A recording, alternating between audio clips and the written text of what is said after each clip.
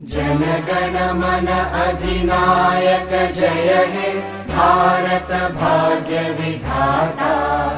पंजाब सिंध गुजरात मराठा द्राविड उत्कल बंगा। विंध्य हिमाचल यमुना गंगा उच्चल जलधि तरंगा। तव शुभ नामे जागे तव शुभ आशीष मांगे। गाहे तव जय गाथा जन गण मंगलदायक जय हे भारत भाग्य विधाता। जय हे जय हे जय हे जय जय जय जय हे। नमस्कार सर। नमस्कार। एक्चुअली इजी खाता के बारे में आपने काफ़ी सारा नॉलेज हमें देने का प्रयास अपनी तरफ से किए हैं और हम भी कोशिश कर रहे हैं इसके बारे में बताने के लिए। कृपया आपसे एक बार जानना चाहेंगे इस प्रोडक्ट के बारे में शुरू से लेके एकदम अंत तक कि ये प्रोडक्ट क्या है, क्या बेनिफिट है, ये किस तरह से वर्क करेगा और आगे चल के इस फिनटेक में हम जो ये प्रोडक्ट सबसे पहले लॉन्च किए हैं, इस तरह की कंपनियों में हम देखें कि सबसे पहले हमारे पास ही ये सब प्रोडक्ट है जहाँ पे रिटेलर एक आईडी खोलता है तो इसके साथ साथ एक करंट अकाउंट दिया जाता है। तो आप मुझे एक बार सभी दर्शकों को ब्रीफली बताइए कि ये प्रोडक्ट क्या है। धन्यवाद विनय जी, आपने इस चीज़ को पूछा क्योंकि प्रोडक्ट तो हमने लॉन्च कर दिया, इनकी जानकारी हर व्यक्ति के पास होनी चाहिए ताकि वो इस सर्विस का मजा उठा सके। सबसे पहले इजी खाता यस बैंक के साथ कोलैबोरेशन में एक बैंक अकाउंट है जिसे डिजिटल बैंक अकाउंट कहा जाता है। इस बैंक अकाउंट आपका जो नॉर्मल बैंक अकाउंट होता है जस्ट वैसा ही ये बैंक अकाउंट है। इसमें पड़े हुए रुपए को इजी पे से कोई मतलब नहीं है, वो आपके बैंक अकाउंट में सेफ है। सबसे पहली चीज़ और सबसे बड़ी चीज़ तो ये है, इसमें आपको एक अकाउंट नंबर मिलता है जो 18 अंक का होता है, एक IFSC कोड मिलता है, इसके अलावा एक UPI ID होता है और इसके अलावा आप उस UPI ID का एक QR कोड जनरेट करके अपनी दुकान पे शॉप पे लगा सकते हैं ताकि उससे आप कोई भी पेमेंट एक्सेप्ट करें तो वो आपके बैंक अकाउंट में गिर जाए। किसी से आपको पेमेंट मंगवाना हो, फॉर एग्जांपल आप कोई बिजनेस करते हैं, आपको कोई पेमेंट मंगवाना है तो आप अपने अलग अलग बैंक खातों में मंगवाते हैं। उससे ज़रूरी है कि आप इस बैंक अकाउंट में मंगवाएं क्योंकि ये आपका वही बैंक अकाउंट है नॉर्मल की तरह जो कि आप पहले भी चलाते आ रहे हैं।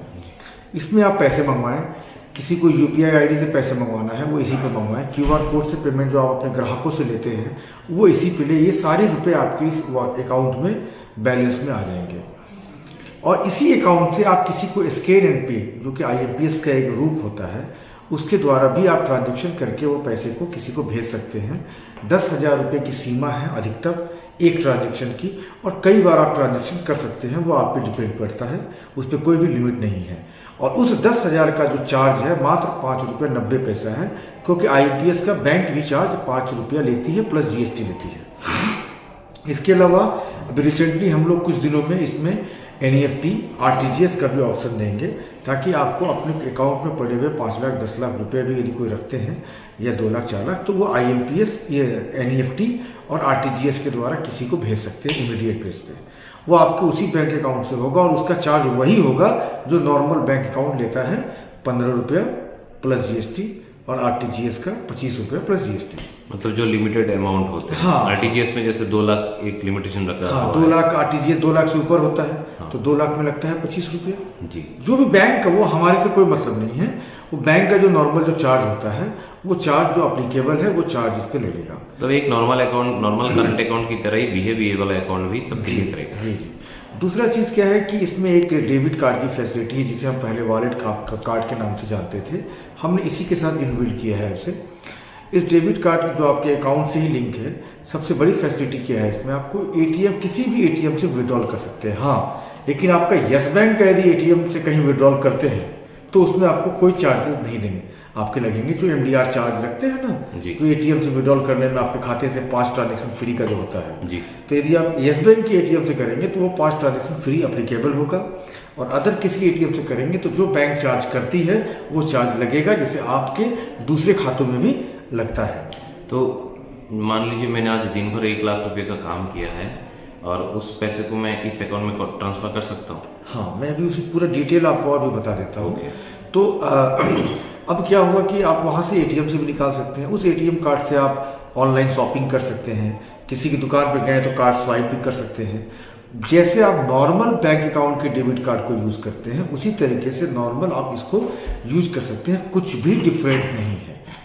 दूसरा चीज़, यदि आप उस अकाउंट के पैसे को, जो कि वो ईजी पे का पैसा नहीं है, वो आपके खाते में आपका पड़ा हुआ पैसा है, उस पर आपको यदि आप 5,000 रुपया एवरेज बैलेंस मेंटेन करते हैं तो 2.5% आपको उस रुपये पे इंटरेस्ट मिलेगा। यदि उस रुपये को आप 5,000 मेंटेन नहीं करते हैं तो ना कोई चार्ज कटेगा ना कोई इंटरेस्ट मिलेगा। बहुत दूसरे बैंकों में क्या होता है कि यदि आपका बैलेंस मेंटेन नहीं है तो चार्ज कट जाता है। हमारे में चार्ज नहीं कटेगा लेकिन आपको इंटरेस्ट नहीं मिलेगा। यदि आप 5,000 मेंटेन करते हैं तो आपको उस पैसे का इंटरेस्ट मिलेगा। दूसरा चीज़ कि यदि आप इतना काम आपने उस बैंक अकाउंट में UPI QR से पैसा मंगा लिया या कुछ भी आपने कर लिया, लेकिन आप दूसरी सर्विसेज ईजी पे की यूज़ करना चाहते हैं तो हमने वहाँ एक ऑप्शन दिया है मूव टू वॉलेट। आप उस पैसे को वॉलेट में मूव कर लीजिए जिसका कोई चार्ज नहीं है और उस ईजी पे के वॉलेट में पैसा आ गया, आपके बैंक अकाउंट से पैसा कम हो गया और वहाँ से आप जो भी सर्विसेज यूज़ करना चाहते हो, money transfer, recharge, bill payment, move to bank, कुछ भी आप दूसरे खाते में रहना चाहते हो तो मूव टू बैंक यहाँ से भी कर सकते हैं और वहाँ तो आप कर ही सकते हैं। ये सारी चीज़ों को आप मज़ा उठा सकते हैं। इसके बाद हम एक ऐसा फीचर अभी जब 16 अगस्त के बाद जो हम लोगों ने मीटिंग किया तो हम लोगों ने एक प्लान बनाया कि क्यों ना हम ऐसा फैसिलिटी भी दें कि वॉलेट के पैसे को भी बैंक अकाउंट में मूव करने का फैसिलिटी दें। तो हमने उसमें एक फैसिलिटी और हमें जोड़ना है जो अगले अपडेट में मिल जाएगा कि वॉलेट के पैसे को भी आप बैंक अकाउंट में ट्रांसफ़र कर सकते हैं बिना कोई चार्जेस के। क्योंकि वॉलेट दुनिया जानती है APS की किसी भी कंपनी के वॉलेट में जो पैसा होता है वो कंपनियों के पास होता है, ठीक है, लेकिन बैंक अकाउंट का जो पैसा है वो तो बैंक के पास होता है ना। तो आप चाहें तो इस वॉलेट के पैसे को रात में आप पूरा का पूरा उस बैंक अकाउंट में मूव कर ले और 2.5% इंटरेस्ट का मजा उठाएं, क्योंकि वो आपका पैसा फिर आपको जब मर्जी हो आप वहां से यहाँ मूव कर दे, कोई चार्जेस तो लगने हैं नहीं। तो ये इस प्रोडक्ट की पूरी ब्रीफिंग है। दूसरी चीज़ें क्या है, इस प्रोडक्ट को लगाने वाले हमारे डिस्ट्रीब्यूटर होते हैं। इसके लिए उन्हें हम एक्टिवेशन करने के लिए जो पहले UPI QR कूपन जो बिकता था जैसे एक्टिवेट करते थे, सेम वही प्रोसेस है जिसके द्वारा आपको 150 रुपये एक कूपन का चार्ज पड़ेगा और 199 रुपया इसका एक्टिवेशन का शुल्क है। जो भी रिटेलर इस सर्विस को स्टार्ट करना चाहते हैं उनका 199 रुपये चार्ज है। ये चीज़ें हुई सर। मतलब एकदम इजी एंड सिंपल प्रोसेस से वो लोग इसको एक्टिव कर सकते हैं। एकदम सिंपल है, जैसे पहले QR कोड स्टार्ट करते थे उसी तरीके से इस बैंक अकाउंट को स्टार्ट कर सकते हैं। सेम प्रोसेस है, इसमें कुछ भी डिफरेंट नहीं है। दूसरी चीज़ें क्या है कि जो QR कूपन डिस्ट्रीब्यूटर के 150 रुपये है वो सुपर डिस्ट्रीब्यूटर के लिए 125 रुपये पड़ेगा। इसका मतलब आप उतना रुपये अर्निंग कर रहे हो। हाँ, और एक सबसे ज़बरदस्त चीज़ मैं बताना तो मिस कर गया।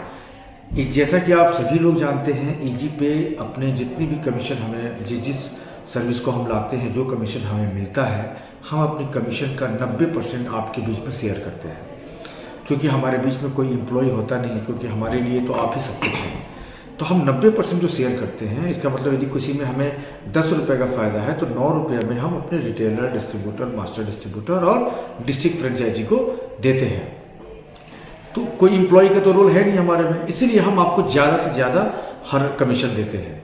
तो ये चीज़ें हैं कि यहाँ पे भी जो डेबिट कार्ड से लोग विड्रॉल करते हैं, जो MDR चार्ज बैंक कमाती है, विड्रॉल का जो सरचार्ज लेते हैं, या जो आप स्कैन एंड पे करके IMPS करते हैं, या जो आप NEFT और RTGS करेंगे, तो जो भी सरचार्ज लगता है उसमें से भी हम आपके साथ शेयरिंग करेंगे। क्योंकि जब ईजी पे कमा रही है तो ईजी पे आपको देगी और देती है, मतलब हमेशा देती है। ये चीज़ है, तो आप एकदम बहुत मज़ा उठाएं, क्योंकि आज तक आपने ऐसा नहीं देखा होगा कि आपने किसी का बैंक खाता खोला और उनके ट्रांजैक्शन पे भी आप प्रॉफिट कमा रहे हैं। पहली बार ईजी पे आपके उस खाते खोलने के बाद भी उसके द्वारा किए गए ट्रांजैक्शन पे आपको कमीशन आएगा, चाहे वो ऑनलाइन शॉपिंग करे या ATM से विड्रॉल करे या स्कैन एंड पे करे या NEFT करे या RTGS करे। ओके, बहुत बढ़िया प्रोडक्ट है। और इसमें कुछ खास चीज़ें जो आपने बताया है, कोई मिनिमम बैलेंस मेंटेन नहीं करना है रिटेलर को। आपने बताया UPI QR से पेमेंट आप एक्सेप्ट कर सकते हैं। यूपीआई आईडी से इससे हम क्यूआर से भी पेमेंट ले सकते हैं। अच्छा, इससे देने का कोई प्रावधान तो इस अकाउंट देने का स्कैन एंड पे से है ना, स्कैन एंड पे भी इसी में रह जाएंगे। फिर कोई रिकॉन्सिलेशन? हाँ, इजी रिकंसिलेशन क्या होता है, जैसे आप कोई बिजनेसमैन है, अभी आप दिन भर पैसे ले रहे हैं, आपने क्यूआर कोड आपने प्रिंट लगा दिया या किसी से पेमेंट ले रहे हैं, तो आपका पूरा स्टेटमेंट का वहां आ जाएगा। आप दिन भर पैसा दुकानदारी का, शाम में आपको एक रिपोर्ट जनरेट मतलब कि आपने इससे पैसा लिया है। बेहतर रिपोर्टिंग सिस्टम इसमें, बेहतर रिपोर्टिंग सिस्टम मिल जाएंगे। मतलब आप किसी भी दुकानदार को, चाहे अपने अगल बगल लोकल को, जो दूसरी कंपनियों के क्यूआर कोड स्कैन करके पैसा लेते हैं, उनको आप हमें हमारा क्यूआर दे, क्योंकि वो अपने बैंक अकाउंट में लेते हैं तो बहुत सारा झमेला है। हमारे में क्या है कि ये हमारे रिटेलर के लिए और उस दुकानदारों के लिए बहुत बेनिफिट क्या है। रिटेलर के लिए सबसे पहला बेनिफिट है, अपने दूसरे बैंक अकाउंट में जो वो पैसे लेते हैं और उससे जब कैश विड्रॉल करते हैं तो वो टीडीएस के दायरे में आ जाते हैं 2%। इसमें तो क्या है कि ये कंपनी का मेन है, तो कंपनी का सारा डॉक्यूमेंटेशन लगा है, मेरे बिहाफ में आप लोगों का अकाउंट खुल रहा है। इसका मतलब मैं इसके बीच में थर्ड पार्टी हूँ, बैंक और आपके बीच में मैं एक थर्ड पार्टी हूँ। तो जब मैं एक थर्ड पार्टी हूँ तो ये टीडीएस आपका नहीं कटेगा। Okay, fine. और इसमें 194 एंड टीडीएस का भी झमेला तो फिर नहीं? कुछ नहीं, जब टीडीएस कटेगा ही नहीं तो कोई नहीं। ओके, और आपने बताया यस बैंक के एटीएम से तो फ्री है विड्रॉ करना? 5 ट्रांजेक्शन यस बैंक से फ्री है और 5 के बाद से चार्जेस। ओके, नहीं अगर यस बैंक से करे तो भी चार्जेस लगेंगे? 5 के बाद। अच्छा, मतलब यस बैंक के अलावा भी किसी बैंक से पैसा विड्रॉ कर सकते हैं? सिर्फ यस बैंक होने पर 5 फ्री मिलेंगे, अदर बैंकों में जो नॉर्मल एमडीएच चार्जेस लगते हैं वो लगेगा। ओके, और इसी डिवाइस जो रुपए का, इसमें ये रुपए कार्ड मिल रहा है? रुपए कार्ड। और इसी के द्वारा कहीं से भी ऑनलाइन शॉपिंग हो सकती है? ऑनलाइन शॉपिंग का जो भी प्रमोशनल ऑफर रहता है, कैशबैक वगैरह का या कुछ, जैसे अमेज़न फ्लिपकार्ट में कभी कभार रुपए के ऊपर ऑफर रहता है, तो जो भी रुपए कार्ड ऑफर देगी वो सारा एप्लीकेबल है। ओके, और इसके अलावा इस कार्ड जो ये पहले बार एक्टिव हो रहा है प्राइम रिटेलर को 590 में हो रहा है? नहीं, कार्ड प्राइम रिटेलर को नहीं हो रहा है। अच्छा, इसी में 199 में आपका एक्टिवेशन हो गया। तो ये कार्ड एक्टिवेशन का हमने एक ऑप्शन दिया है, जो कि कार्ड लाइव होने में अभी हमारा थोड़ा सा लेट है, क्योंकि आरबीआई ने कुछ उस पर गाइडलाइन जारी किया है सभी कार्ड धारक को जो भी है। तो वो हम लोग उस पर काम कर रहे हैं, क्योंकि हमारा प्रोडक्ट रेडी है, हमारा सब कुछ रेडी है। तो आरबीआई के गाइडलाइन का पालन करते हुए थोड़ा सा डिले हो रहा है, तो वहाँ एक्टिवेशन के लिए एक ऑप्शन हमने दिया है। उस एक्टिवेशन को क्लिक करेंगे, वो कार्ड उनको मिल जाएगा नॉमिनल चार्ज में।